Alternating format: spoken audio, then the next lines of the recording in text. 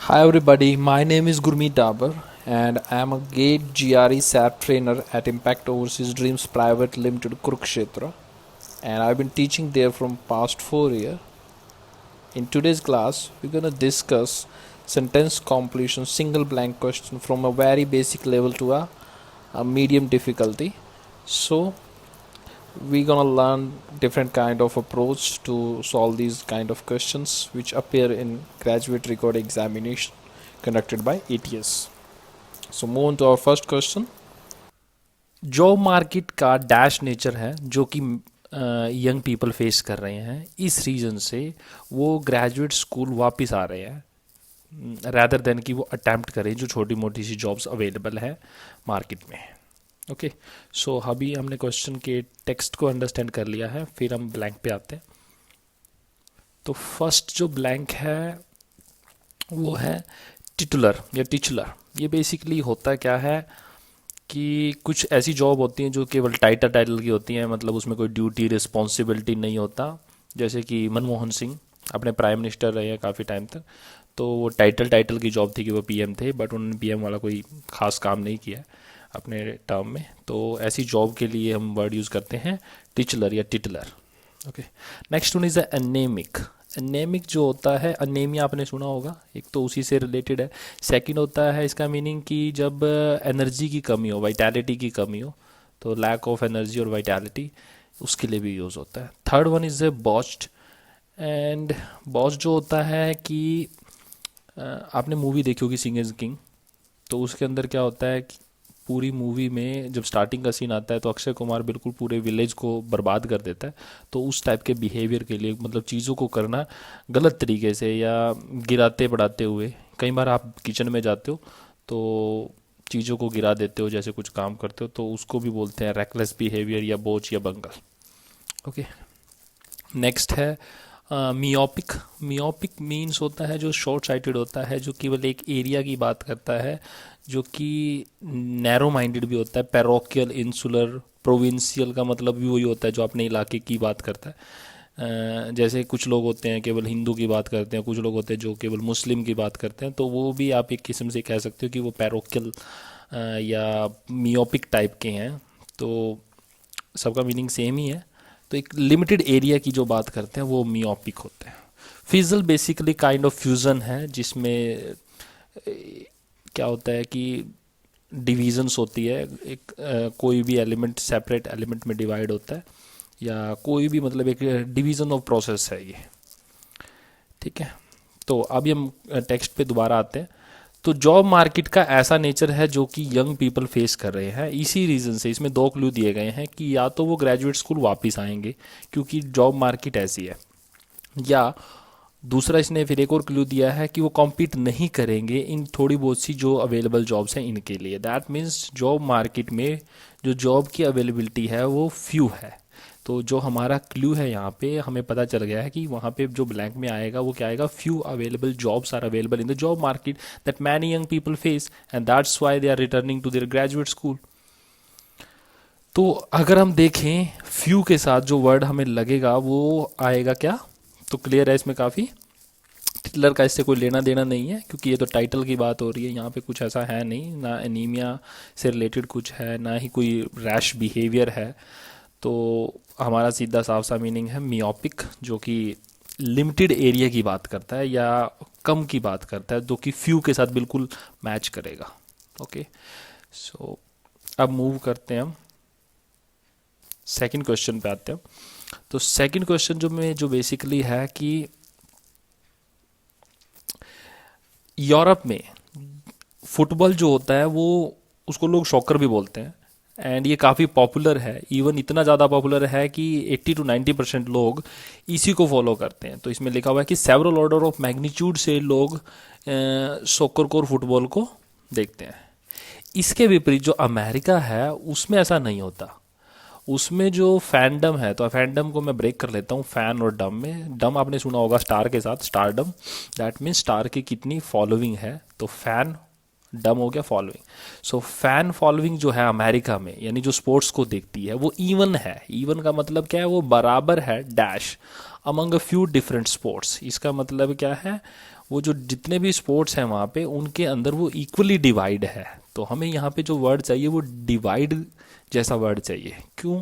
जैसे मैं आपको समझा देता हूँ। आप यूरोप में जाओगे तो यूरोप में ज़्यादातर लोग जो बात करते हैं फुटबॉल की करते हैं, बट अगर आप अमेरिका में, चाइना में जाओगे, इन दो कंट्रियों में जो सबसे ज़्यादा पॉपुलैरिटी है, जैसे ओलंपिक देखा होगा, ओलंपिक में सबसे ज़्यादा गोल्ड मेडल या जितने भी मेडल होते हैं वो अमेरिका और चाइना उस पर कंट्रोल करता है। बाकी कंट्रियाँ नहीं करती हैं, क्योंकि बाकी कंट्री में कोई और गेम पॉपुलर होता है। जैसे कि इंडिया हो गया, इंडिया में लोग क्रिकेट ही खेलते हैं, तो ज़्यादा का ज़्यादा जो सारा का सारा फ़ैन है वो किसकी तरफ है? फ़ैन फॉलोइंग वो क्रिकेट की तरफ है। तो सेम यूरोप में भी है, वो सारा का सारा किसकी तरफ है? फ़ैन फुटबॉल की तरफ है। बट अमेरिका में ऐसा नहीं है, यहाँ पे जो फ़ैन फॉलोइंग है वो इक्वली डिवाइड है। तो हमें डिवाइड जैसा वर्ड चाहिए। तो रिगार्डेड ऐसा नहीं आ सकता, ये न्यूट्रल सेंस का है, बट हमें तो डिवीज़न चाहिए ना फ़ैन की। इंस्पायर्ड भी नहीं आएगा, इंजॉयड भी नहीं आएगा, मेजर्ड भी नहीं आएगा। पोर्शन बेसिकली आपने सुना होगा, पोर्शन मीन्स शेयर, तो अपोर्शन भी उसी से निकला है। तो अपोर्शन मीन्स डिविजन्स। ओके, तो सेकंड क्लियर हो गया हमारा।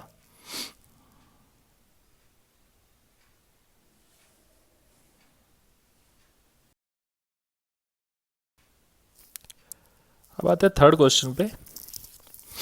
थर्ड क्वेश्चन में है क्या कि जो पेशेंट जो एंटीबायोटिक्स वगैरह लेना बंद कर देंगे क्योंकि उनके सिम्टम थोड़े से माइल्ड होने लगे हैं या ठीक होने लगे हैं, उनको सिम्टम अभी ज़्यादा दिखाई नहीं दे रहे। तो होता क्या है कि जैसे हम टैबलेट वगैरह लेते हैं, एंटीबायोटिक्स लेते हैं तब, तो अगर हमें थोड़ा आराम आ जाता है तो हम उस टाइम पे मेडिसिन को छोड़ देते हैं। सबके साथ ऐसा होता है। बट लेकिन ये कह रहा है कि अगर आप ऐसा करते हो तो ये कॉन्ट्रीब्यूट करेगा एवोल्यूशन में। इससे क्या इवॉल्व हो जाएगा? जो भी वो बैक्टीरिया है, जो वायरस है, वो क्या हो जाएगा? इवॉल्व हो जाएगा और वो एक ड्रग रेजिस्टेंस स्ट्रेन बन जाएगा। इसका मतलब क्या है कि अब की बार आप उसको जो एंटीबायोटिक्स दोगे ना, वो असर नहीं दिखा पाएगी, क्योंकि वो उसके लिए अपना रेजिस्टेंस पैदा कर लेता है। ठीक है, इम्यूनिटी पैदा कर लेता है कि आप दवाई देते रहो, उस पर असर नहीं पड़ेगा। ठीक है, अब आगे चलते हैं। Because an incomplete course of treatment spare the most best bacteria. तो ये वही कह रहा है कि इसका जो कारण है वो ये हुआ कि जब आप एक इनकम्प्लीट कोर्स लेते हो तो वो बैक्टीरिया को डैश कर देगा। तो ऊपर जो ब्लैंक सॉरी टेक्स्ट में जो लिखा हुआ है हमें उसी से अंडरस्टैंड करना है कि, एक मिनट, हाँ, तो इसमें जो मैंने येलो कलर में इसको मेंशन किया हुआ है, ड्रग रेजिस्टेंस स्ट्रेन। तो अगर आप ट्रीटमेंट छोड़ते हो तो ये किस में इवॉल्व होता है? Drug resistance strain. तो ये पावरफुल हुआ या लेस पावरफुल हुआ? अगर ड्रग भी उस पर असर नहीं कर रही तो वो पावरफुल स्ट्रेन हुआ। तो स्ट्रेन बेसिकली यहाँ पे बैक्टीरिया का सिनोनिम है। इसका मतलब है स्ट्रेन के आगे जो वर्ड है हमें बिल्कुल उसकी एग्जैक्ट कॉपी चाहिए ब्लैंक में। सो ड्रग रेजिस्टेंस, तो वो तो काफ़ी पावरफुल हुआ है, यानी ऐसा बैक्टीरिया जिस पे ड्रग असर ही नहीं करेगी। ठीक है, तो ऐसा वर्ड चाहिए हमें।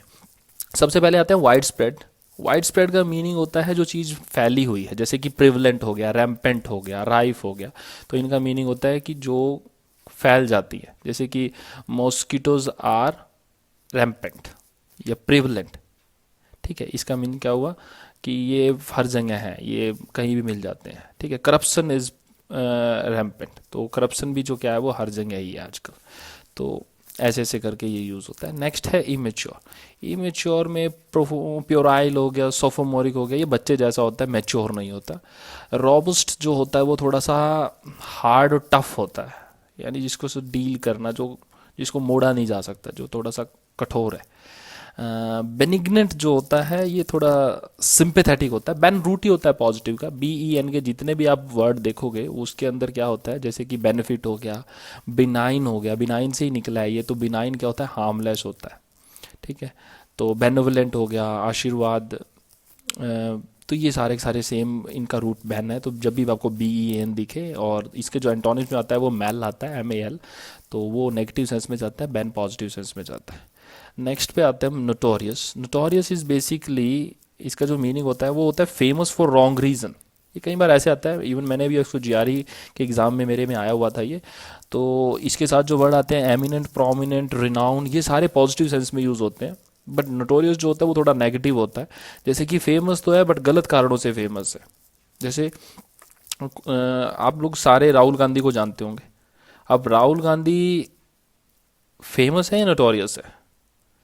तो क्योंकि उसकी वीडियो को लोग एडिट भी कर देते हैं तो थोड़ा सा कॉमेडी सेंस में चला गया है वो, पीएम की रेस से थोड़ा बाहर होके वो कॉमेडी में अच्छा चल सकता है, तो आप उसको वहाँ, क्योंकि वो काफ़ी फेमस हो गया लोगों के बीच में, तो वो नोटोरियस है। ठीक है, नोटोरियस होता है famous for wrong reason, not good reason. आपने कुछ अच्छा किया, जैसे मोदी को सब जानते हैं, तो हम उसको सोचते हैं कि इन्होंने कंट्री के लिए काफ़ी बढ़िया किया है, तो वो फेमस है गुड रीज़न के लिए, तो वो एमिनेंट, प्रोमिनेंट और रिनाउन के साथ जाएगा, बट नोटोरियस नेगेटिव सेंस में जाएगा। ठीक है, तो वो बैक्टीरिया नोटोरियस हो सकता है क्या? नहीं, हमें ड्रग रेजिस्टेंस का मतलब है क्या है कि जो ड्रग से भी मरेगा नहीं, तो ऐसा चाहिए, यानी काफ़ी जिद्दी है वो जो बैक्टीरिया है। तो बेनिग्नेंट जो है वो पॉजिटिव है, ये नेगेटिव सा वर्ड चाहिए हमें यहाँ पे, या थोड़ा सा हार्श लैंग्वेज वाला वर्ड चाहिए। रोबस्ट बिल्कुल यहाँ पे फिट बैठेगा। इमेच्योर वैसे ही लोअर सेंस में यूज़ होता है, वाइड स्प्रेड की कोई सेंस नहीं है, तो रोबस्ट हम यहाँ पे फिट करते हैं। नेक्स्ट क्वेश्चन पे आते हैं, क्वेश्चन नंबर 5 पे। Strange to think that majority of the 90-50, ये काफ़ी अजीब है सोचते हुए, ऐसा लग रहा है कि 90-50 के आसपास जो न्यूक्लियर होलाकोस्ट का डैश था वो हर एक बंदे की डेली लाइफ का हिस्सा था। Okay, so much so that, यानी इतना था कि एलिमेंट्री स्कूल के जो स्टूडेंट थे उन्होंने ना ड्रिल कर रखा था अपने डेस्क के नीचे जहां पे वो छुपते थे। ठीक है, और even and curl up into A ball, ये एक फ्रेज है, इसका मीनिंग होता है कि एक अपने आप को बॉल की तरह बना के वो वहां पे छुपाते थे जो डेस्क के नीचे उन्होंने ड्रिल कर रखा। ठीक है, तो ये इतना ज़्यादा डर था उस टाइम पे न्यूक्लियर हॉलोकॉस्ट का, मतलब है डिस्ट्रक्शन, कि कोई न्यूक्लियर वेपन उनके खिलाफ यूज़ करेगा। ठीक है, तो ये उस टाइम पे इतना ज़्यादा डर होता था कि कोई न्यूक्लियर वॉर होगा या दोबारा से कोई न्यूक्लियर एक्टिविटी होगी, तो इस रीज़न से दैट मीन्स 90-50 में ये हर बंदे की लाइफ का हिस्सा था न्यूक्लियर डिस्ट्रक्शंस। तो न्यूक्लियर डिस्ट्रक्शन के साथ हमें यहाँ पे जो सेंस लग रही है वो लग रही है कि फियर आना चाहिए। ठीक है, कि फियर था काफ़ी न्यूक्लियर हॉलोकॉस्ट का, क्योंकि देखो अटैक तो हुआ नहीं है, अगर हो जाता फिर तो अलग ही सेंस होती, तो दैट मीन्स न्यूक्लियर वॉर होगा, उसका क्या है, एक फियर था, तभी तो वो छुपते थे। ठीक है बच्चे, तो अब हम इसके ऑप्शन पे आते हैं। फर्स्ट ऑप्शन जो है वो है स्पेक्टर। स्पेक्टर जेम्स बॉन्ड की मूवी भी देखी होगी सबने। ठीक है, तो इसका मीनिंग जो होता है वो होता है फैंटम, सिनोनिम्स में यूज़ करते हैं हम इसके, रैत, एप्रीशन, घोस्ट। ठीक है, तो ये सारे के सारे वर्ड इसमें यूज़ होते हैं। इसका मतलब यहाँ पे जो इसकी सेंस अगर देखें तो ये हो सकता है कि एक ऐसी चीज़ जो डर पैदा कर रही है, तो ये काफ़ी मिल रहा है ब्लैंक की सिचुएशन से। ठीक है, ये उस टाइम पे डर पैदा कर रहा है। नेक्स्ट है एनाइलेशन। एनाइलेशन जो होता है वो होता है डिस्ट्रक्शन, जैसे ऑब्लिट्रेशंस हो गया, रेज हो गया, तो ये क्या होता है, डिस्ट्रक्शन ऑफ ह्यूमैनिटी। तो उस टाइम पे डिस्ट्रक्शन तो कोई हुआ नहीं था, डिस्ट्रक्शन का डर था कि ऐसा होगा, सो हॉलोकॉस्ट के साथ मिलता है, तो इसकी कोई ज़रूरत नहीं है यहाँ पे। ब्रूटैलिटी मीन्स एक किसी को इतना पीड़ा दे देना, दर्द दे देना, या एक बहुत बुरे तरीके से ट्रीट करना, उसको ब्रूटैलिटी बोलते हैं। एट्रॉसिटी, बारबैरिटी, ये सारे के सारे इसके सिनोनिम है। डेटोनेशन, डेटोनेशन में हम समझ लेते हैं, डेटोनेशन जैसे होता है कि एक बॉम्ब को ब्लास्ट कर देना, एक्सप्लोड कर देना, to cause something to blast और एक्सप्लोड। आर्म रेस, जैसे कि दो कंट्रियां हैं वो काफ़ी, जैसे अमेरिका हो गया एक टाइम पे और ये सोवियत होते थे, तो ये एक दूसरे पे अटैक की ट्राई करते थे, तो उस टाइम पे ये अपनी वेपनरी को काफ़ी ज़्यादा एडवांस करने की रेस में थे, तो उसको बोलते हैं आर्म्स रेस। ओके, सो अगर हम इसका आंसर देखें तो वो काफ़ी ज़्यादा सिमिलर हमें लग रहा है स्पेक्टर से। फर्स्ट मीनिंग इसका नहीं लगेगा जो कि घोस्ट और फैंटम होता है, इसका सेकंड लगेगा जो इसका इन्फ्लुएंस होता है कि आप भूत से क्या करते हैं, हम डरते हैं, तो इसका मतलब है उस टाइम पे लोग न्यूक्लियर हॉलोकॉस्ट से डर रहे थे, तो वो उनकी लोगों की डेली लाइफ का पार्ट बन गया था, और इतना डीपली वो डर रहे थे कि वो अपने स्कूल में या डेस्क के नीचे उन्होंने ड्रिल कर रखा था ताकि वो छुपा सके अपने आप को। ठीक है, नेक्स्ट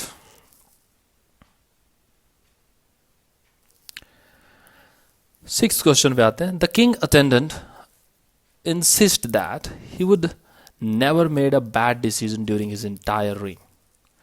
तो किंग के जो अटेंडेंट है वो क्या इंसिस्ट कर रहे हैं कि किंग ने कभी भी एक बुरा डिसीजन नहीं लिया अपने पूरे टर्म में। बट किंग इग्नोर कर रहे हैं इस स्टेटमेंट को। कौन सी स्टेटमेंट को? जो अटेंडेंट ने डिक्लेयर की है कि उसने कभी भी बुरा डिसीजन नहीं लिया है। तो किंग इस बात को इग्नोर कर रहे हैं और क्या रिकॉग्नाइज कर रहे हैं कि ये जो क्लेम है, recognise it as a unctuous chatter of toadies. वो कहता है ये फेक बातचीत है किनकी? टॉडीज की। ऐसा नहीं है कि मैंने गलती नहीं की, ये जो बात इसने अटेंडेंट ने बोली है ये बेसिकली है क्या? Unctuous chatter of toddy. तो इसका मतलब है दिस के बाद क्या आएगा? कुछ ऐसा जो चापलूस हो, कुछ ऐसा जो अंक्चुअस हो, जो फेक हो, अनरियल हो, एग्जैजरेटेड हो।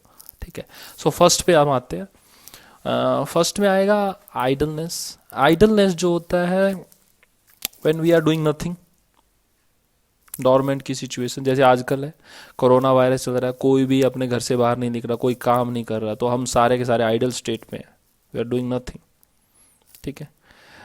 रिगिलिया बेसिकली कोई सामान हो गया, ऑब्जेक्ट्स हो गया जो रिलेट करता है रॉयलिटी से, जैसे कि किंग और क्वीन का जो कुछ भी एसेसरीज हो गया उससे। ब्लैथर जो होता है वो एक लॉन्ग और यूजलेस टॉक होती है, यानी काफ़ी लंबा बोलेगा बट मीनिंग कुछ भी नहीं आना उसमें से। पफरी आपने सुना भी होगा सबने, पफरी मारना। पफरी मारना क्या होता है कि थोड़ा सा एग्जेजरेट करना है, किसी चीज़ को बढ़ा चढ़ा के कहना ताकि आपको कोई बेनिफिट हो सके, तो वो होता है पफरी। चापलूसी करना। साइकोफेंट हो गया, टोडी हो गया, ठीक है, फॉनर हो गया, ये सारे के सारे चापलूस टाइप की बातों के लिए यूज़ होते हैं। कन्फैबुलेशन जो होता है ये एक मेंटल डिसऑर्डर भी होता है, इवन उससे थोड़ी सी पहली स्टेज होती है ये, जैसे कि फैब्रिकेट और इन्वेंटेड टॉक हो गया, यानी अपने आप ही कहानी बना लेना जो एग्जिस्ट ही नहीं करती। काफ़ी ज़्यादा केसेज आपने देखा भी होगा, कुछ लोग अपने आप ही एक कहानी बना लेते हैं जो एग्जिस्ट नहीं करती।